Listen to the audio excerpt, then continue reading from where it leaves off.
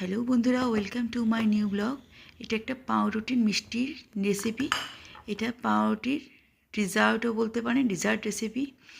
এটা হলো এই রেসিপিটা করতে কিছু পাউরুটি আমি নিয়েছি। এটা একটা ময়দার পাউরুটিগুলো নিয়েছি। পাউরুটিগুলো বেঁচে গেছিলো, সেটা থেকে করলাম। এরকম পিস পিস করে কাটবেন, যে কন্টেনারে নেবে সেই মাপে কাটবেন।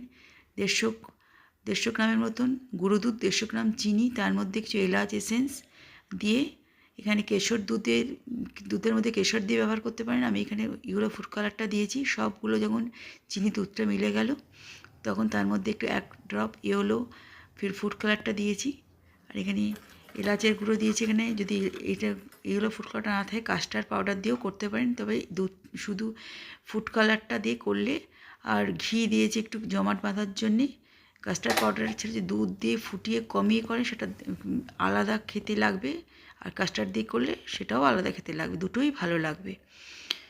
কিছু এলাচের এসেন্স দিয়েছি, এলাচের গুঁড়ো দিতে পারেন এখানে। আমি এখানে রাবড়ির এসেন্স দিয়েছি।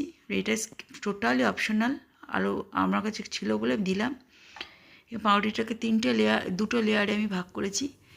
এর জন্যে যে ঘন করলাম, দুধটা লাস্টে দিলাম, মিডিলে দিলাম, ওপরে দিলাম।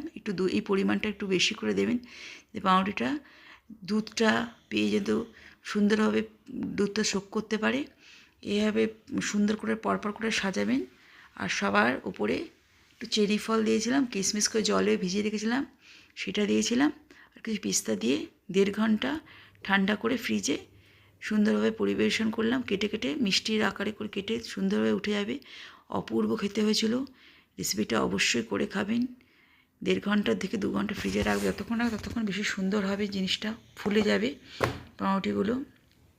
মনেই হচ্ছিল না এটা পাউরুটির মিষ্টি।